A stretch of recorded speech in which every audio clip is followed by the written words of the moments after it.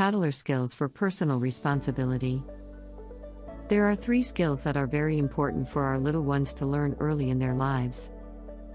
1. Children need to be able to fall asleep on their own.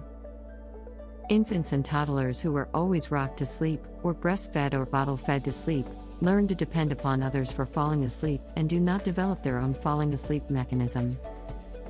This can cause much distress for parents who go through the nightly nightmare of trying to get their infant or toddler to sleep. Instead of always picking up and rocking a crying little one, which only reinforces the child's dependency on you putting him or her to sleep, try patting the child and then leaving for a few minutes. If you keep coming in, patting your child and reassuring him or her that you are here, eventually your child will stop depending upon you to rock, hold or feed him or her to sleep. 2. Children need to learn very young to play by themselves and amuse themselves. It is not healthy for children to be constantly dependent upon others, or upon the TV, to amuse them. I work with many adults who never learn to play by themselves. These adults feel lost when they are alone, having no idea what to do with themselves.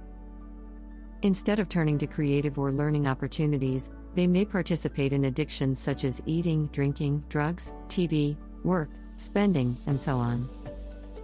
When children learn to play by themselves at a young age, they tend to be more self-sufficient and creative as adults. 3. Children need to learn how to self-nurture. This means that they need to learn how to take some responsibility for their own feelings.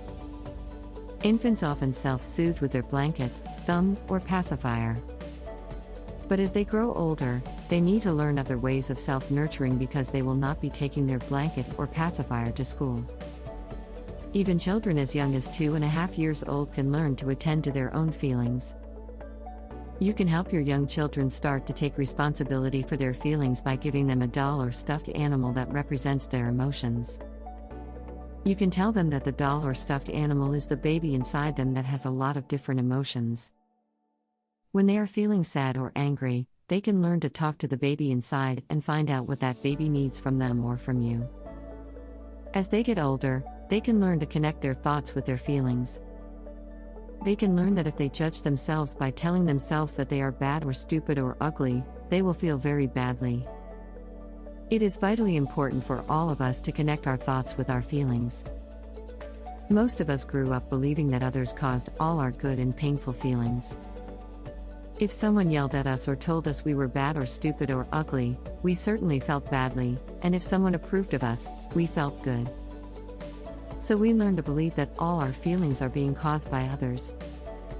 It is important for children to learn that their feelings are also affected by what they tell themselves and how they treat themselves.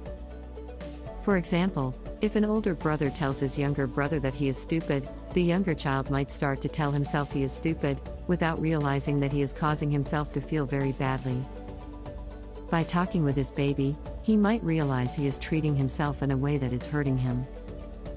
He might also be able to understand that his brother is not telling him the truth. The way he can learn to realize this is by learning to access his source of love and truth. Small children can easily learn to open to a powerful source of love and truth.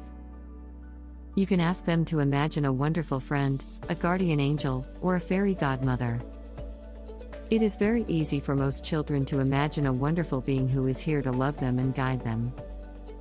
They can be encouraged to ask questions of this loving being, such as, "Is it true that I am stupid?" They can learn to bring through true and loving statements to themselves when they open to learning with their spiritual guidance. These skills, learned early in life, will do much to foster personal responsibility in our children.